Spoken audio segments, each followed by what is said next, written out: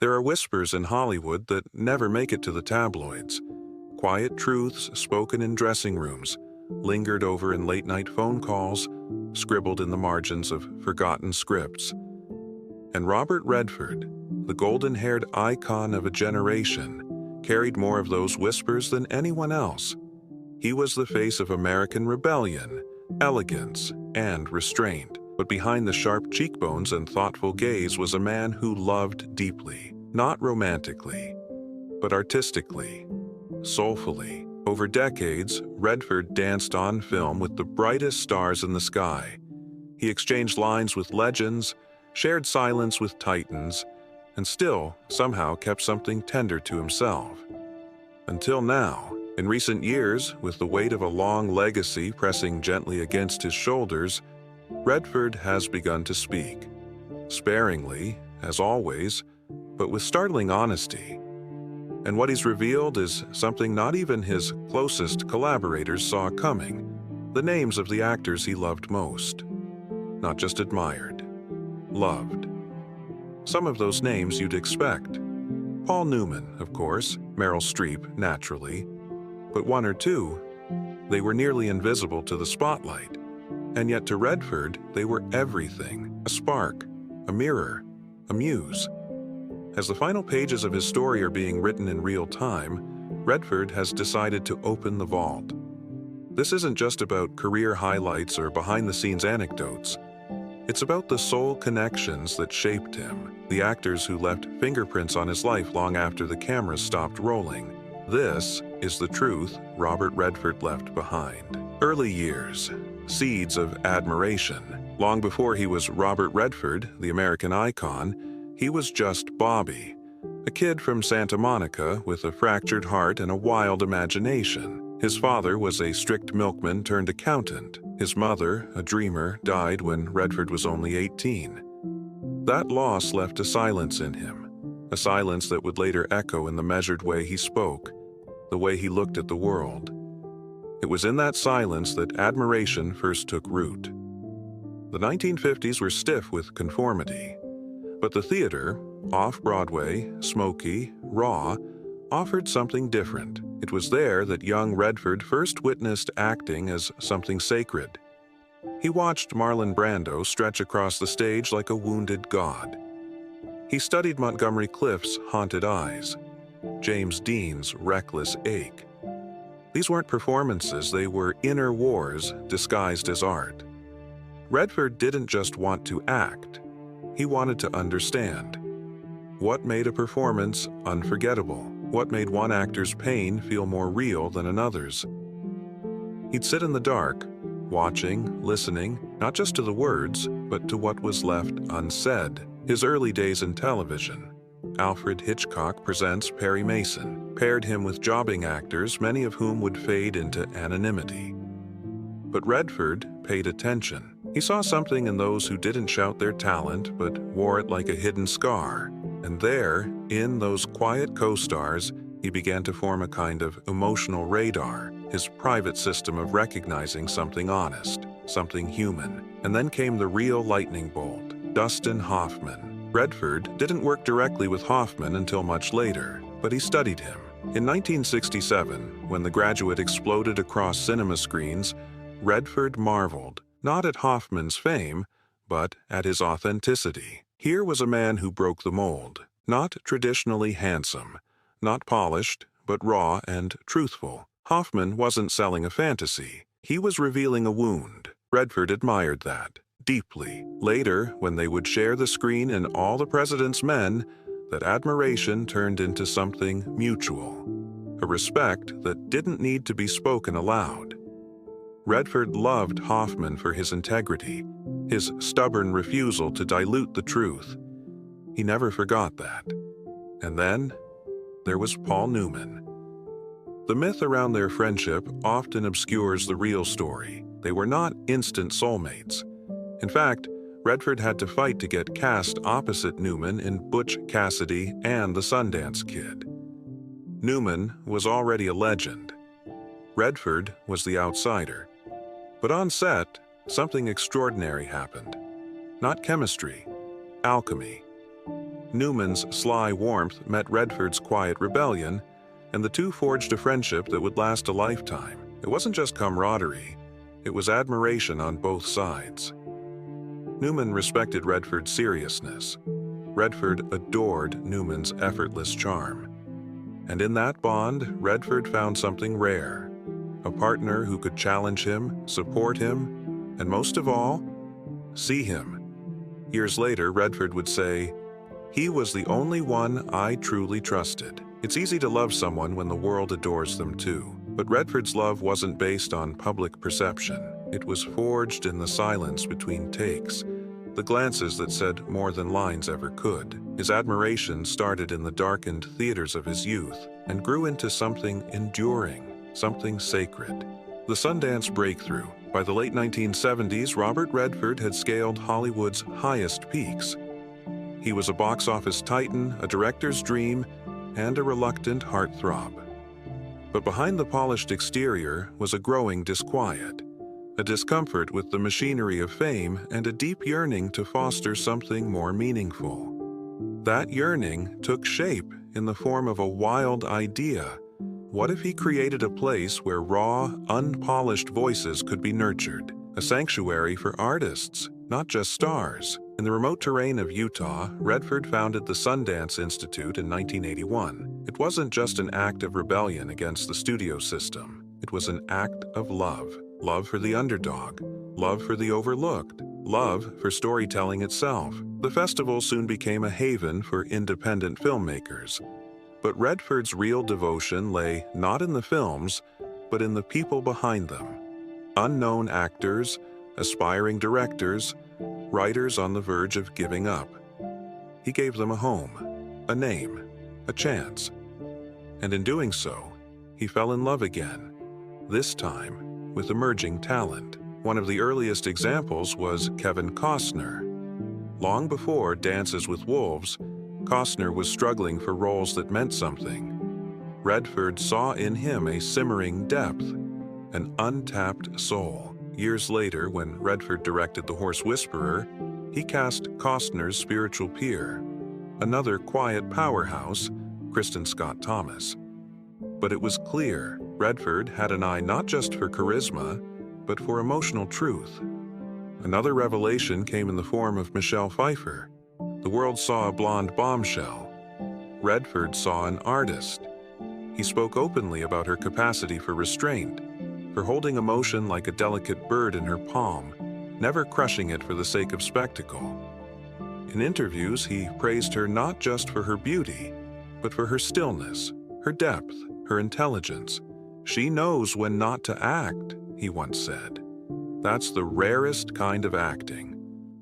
But it wasn't just the rising stars. Redford also had a deep affection for character actors, those who filled the frame without demanding it. At Sundance, he championed the unsung, actors like Mary McDonnell, Delroy Lindo, Chloe Sevigny, performers whose subtleties others missed, but Redford treasured like secrets. And then there were the ones he never worked with, but quietly admired from afar. People like John Cazale, whose entire career spanned only 5 films, each a classic. Redford once called him a ghost who burned brighter than the living. It wasn't flattery, it was reverence. Through Sundance, Redford wasn't just mentoring, he was revealing a part of himself the public rarely saw. A man less interested in legend and more moved by vulnerability. He loved those who risked something on screen, who made art without asking for applause. And in that devotion, he left behind not just a festival, but a philosophy. That greatness doesn't always shine, it sometimes whispers, and that the most beautiful performances are the ones given without expectation. In loving these artists, Robert Redford was finally reflecting back the love he had long carried in secret, for truth, for tenderness, for the lonely souls who dared to speak without shouting. Hollywood recognition, complex bonds. With the 1980s and 90s came a different Robert Redford, not the rugged outsider trying to prove himself, but the insider who had reshaped the industry from within. Now, a director, producer, mentor, and legend, He occupied rare air. But even here, amid the golden haze of acclaim, the matter of love remained personal, quiet, and deeply selective. Because admiration, for Redford, was never transactional. He didn't love someone simply because they were talented. He loved the ones who surprised him, who challenged him, who let him see beyond the lines of a script. And so we come to Jane Fonda. Their chemistry on screen was undeniable. Barefoot in the Park in 1967, then again in The Electric Horseman, and, decades later, Our Souls at Night. But beneath that cinematic partnership was a far deeper emotional current. Redford once said Fonda had a bravery that's often mistaken for brazenness. What he loved about her wasn't her politics or her presence. It was her willingness to be real. Off camera, she was vulnerable, reflective, sometimes fragile. Redford confessed that their final film together was, in many ways, a love letter. Two aging souls reconnecting, not through drama, but through honesty. He didn't just admire her, he cherished her, quietly, respectfully, enduringly. Then there was Meryl Streep. Out of Africa was more than a romance set against breathtaking vistas. It was a collision of two distinct acting philosophies. Redford, all subtle restraint. Streep, an orchestra of feeling. And yet, somehow, they danced together effortlessly. He once revealed that working with her felt like standing beside a tide. You either surrender to it, or you miss it entirely. He surrendered. There's a moment in that film, not scripted, where he brushes her hair back, saying nothing. That wasn't acting. That was Redford, in awe, not of her fame, but of her humanity. In private conversations, he would later admit that Streep taught him something essential, that emotion, when unguarded, could be just as powerful as silence. But not all his affections were so obvious. One of the most complex bonds he ever formed was with Barbra Streisand on The Way We Were. The film sizzled with emotional tension, and so did the set. Redford, the consummate minimalist. Streisand, the maximalist. Oil and water, yet somehow, magic. They clashed, and they admired, fiercely. In later years, Streisand would speak publicly about how Redford changed her. She adored him, longed for more than just a working relationship. But Redford, reserved, wary of entanglements, kept his distance. Still, he never denied what she meant to him. In a rare interview, he described her as a force of nature with a vulnerability no one really understood. It was not romantic love, but it was love nonetheless. The kind that lingers long after the credits roll. And then there were the quiet ones, the ones few ever asked about. Mary Tyler Moore in Ordinary People, for instance, his first directorial effort. He cast her against type, not the sunny sitcom queen, but a cold, emotionally distant mother. He believed in her, saw something no one else did. He fought for her, and she delivered a performance that silenced every critic. He later said that Mary broke his heart in that role, not because she was cruel, but because she allowed him to witness the sadness behind the smile. That was the kind of performance he loved, the kind of actor he revered. Because in Redford's world, the real stars weren't always the brightest. They were the ones who dared to dim the lights and let the shadows speak. A surprising devotion. For all the A-list names orbiting Robert Redford's legacy, the ones that truly stayed with him, the ones he couldn't stop thinking about, were often the ones who never stole the spotlight. There was one, in particular, who rarely made headlines. Sidney Pollack. Yes, he was a director, a producer, but to Redford, he was something else entirely. A soulmate in cinema. They worked together over and over again. Jeremiah Johnson, 3 Days of the Condor, The Way We Were, Out of Africa. From the outside, it looked like a professional collaboration. But in private, Redford referred to him as my twin flame behind the camera. Pollack understood Redford like no one else did. He didn't just direct him, he saw him. When Redford was unsure, Pollack steadied him. When Redford doubted the worth of Hollywood, Pollack reminded him that the work still mattered. Their bond was not loud. It was carved in years of shared silence on set, in long dinners filled with half-spoken sentences, in the subtle trust that never needed to be named. When Pollack died in 2008, Redford didn't speak at the memorial. He couldn't. Instead, he disappeared for several days, into the Utah wilderness, into the hills that reminded him of everything they'd created together. But perhaps the most surprising devotion Redford ever revealed was for an actor most audiences wouldn't recognize by name: Robert Blake.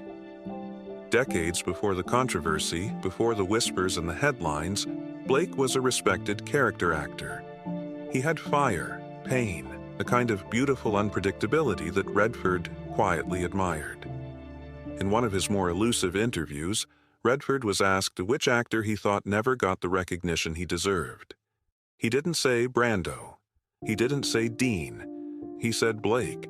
He talked about seeing a fire in Blake's early work, a rawness, an honesty, an inability to fake a single moment. He wasn't easy to work with, Redford admitted, but he was real. So few are. There was also his deep affection for Deborah Winger, a fiercely independent actress Redford never shared the screen with, but championed behind the scenes. He lobbied for her, spoke her name in rooms where it would otherwise be forgotten. He called her a kind of warrior, someone who refused to be softened for comfort, and perhaps the most intimate and least expected of all, James Gandolfini. Yes, Tony Soprano. Redford only worked with him once in The Last Castle, but the impact was indelible. Gandolfini, known for playing monsters, brought something quietly broken to the set, something Redford recognized. He would later tell a friend, "That man had poetry in him." It wasn't about the size of the role or the success of the project. It was about truth, presence, humanity. Redford didn't love the most popular. He loved the most honest. The actors who wore their vulnerability like armor, the ones who didn't care if they were remembered, only that they were understood. And through those unlikely, deeply personal bonds, Robert Redford revealed his truest self. Not the icon, not the legend, but the man who loved artists more than art, who loved people more than performances. Because to him, greatness was never loud. It was quiet, earnest, human, the greatest statement of love. For most of his life, Robert Redford guarded his emotions like fine china. He wasn't icy, just careful. The public adored him, critics respected him, but few could say they truly knew him. Until, little by little, the walls began to lower. He had spent a lifetime watching others emote on screen, people crying, screaming, breaking, healing. But rarely did he allow himself to do the same. Not in front of the camera, not even in interviews. And then came a moment, brief, quiet, and almost missed, when the mask slipped. It was during an intimate Q&A at the Sundance Film Festival. Redford, now in his 80s, sat before a modest crowd of young filmmakers. Someone asked, "Who was your greatest scene partner?" He could have said Paul Newman. He could have said Jane Fonda. Instead, he paused. His eyes clouded over, and he said, "The greatest scene partner I ever had was time."